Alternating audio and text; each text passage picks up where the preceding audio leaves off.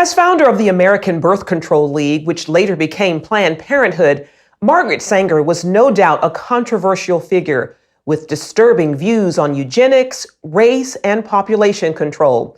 While some argue she even wanted to exterminate the Black race, others are trying to erase that part of her past. In her own words, Sanger pushed for a society that limited births to those she deemed fit to have children.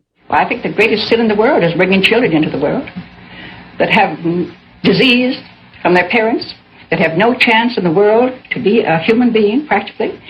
Delinquents, prisoners, all sorts of things just marked when they're born. As a member of the American Eugenics Society, she advocated improving the genetic composition of humans through controlled reproduction of different races and classes. In 1919, writing, I personally believe in the sterilization of the feeble-minded, the insane, and the syphilitic.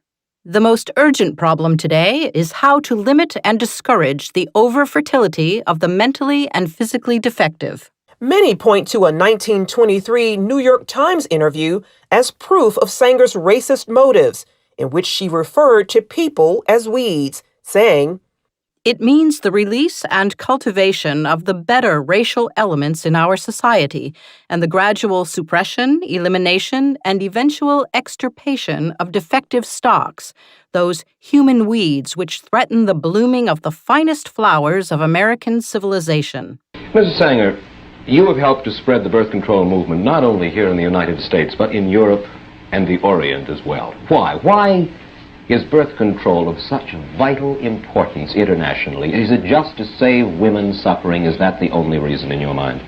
Well, not entirely. The population question is a great concern today, and the rate at which the births come in to we're saving them now. At one time, when children died, they didn't have the food. Today, our population all over the world is getting certainly better consideration and better conditions than they had at the time that I was there. I went to every country because I was invited. And I didn't go into the country myself. I was invited to go to Japan and to speak there, have 8 lectures on the question of birth control and peace. Well, do you believe that birth control is essential if we want to keep millions of people across the world from starving? Is that your thesis?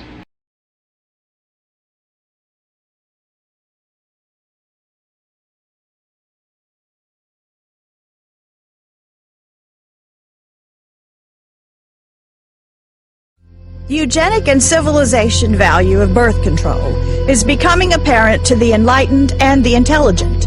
The campaign for birth control is not merely of eugenic value, but is practically identical in ideal with the final aim of eugenics. Margaret Sanger, 1921.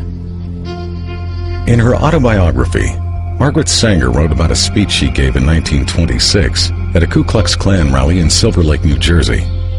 The Planned Parenthood founder bragged about the fact that afterward, she was invited by 12 other Klan chapters to speak at their events.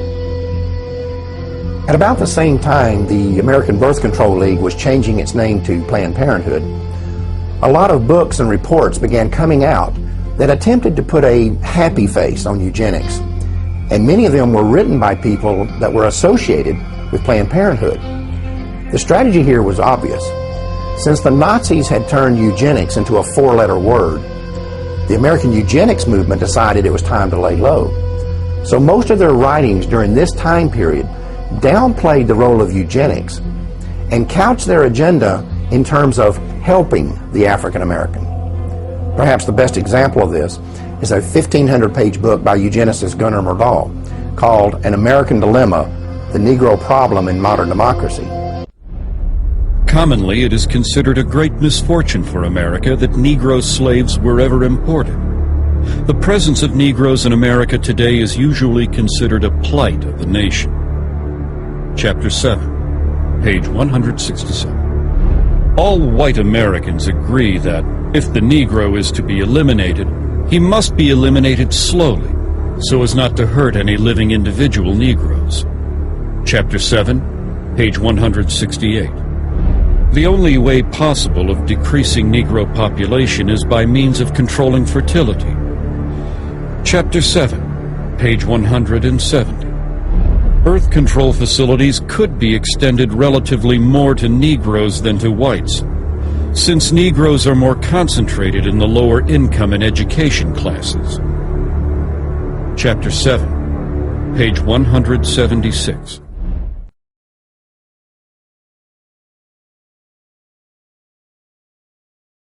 One of the places where government money has been used to advance the eugenics agenda has been in the public school system. Although government-funded population control programs can be found in white schools, the evidence is that they are significantly more likely to be targeted at black schools. One example of this was seen in 1986, when it was discovered that Illinois public schools were not only distributing birth control to children, but that every one of the 50 facilities involved were in minority neighborhoods. When this information was made public, a local African-American pastor organized a campaign to stop the program.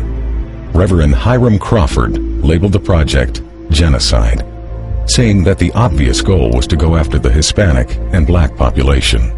That same pattern was also found in Maryland in the 1990s. Even though the state's teen pregnancy rate was higher among white students than black students, when the contraceptive device Norplant was introduced, it was selectively marketed to children as young as 13 in predominantly black schools in Baltimore. The result was that of the first 350 girls implanted at a local middle school, 345 were African American. Then, when Norplant was approved for general distribution, of the first 100 schools selected, all 100 were in minority neighborhoods. The Norplant contraception device was developed by the Population Council in New York, which had been established in 1952 under the leadership of its president, John Rockefeller. Its next two presidents, Frederick Osborne and Frank Notestein, were both former members of the American Eugenics Society, and Notestein would later serve on the National Advisory Council of Planned Parenthood.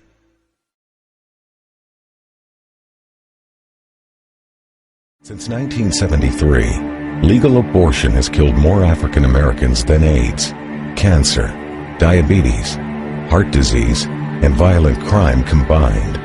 Every week, more blacks die in American abortion clinics than were killed in the entire Vietnam War. And the largest chain of abortion clinics in the United States is operated by Planned Parenthood.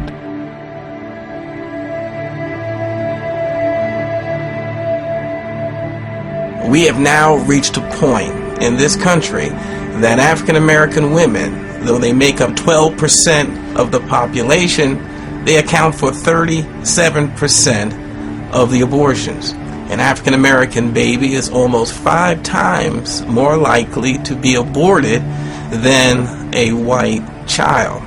The abortion industry at this point kills as many African American people every 4 days as the Klan killed in 150 years. And you can truly say the most dangerous place for an African American to be is in the womb of their African American mother. Birth control and abortion are turning out to be the great eugenic advances of our time. Frederick Osborne, founding member of the American Eugenics Society, 1973. The best way to hate a nigger is to hate him before he is born. Leander Perez, Louisiana State Judge, 1970.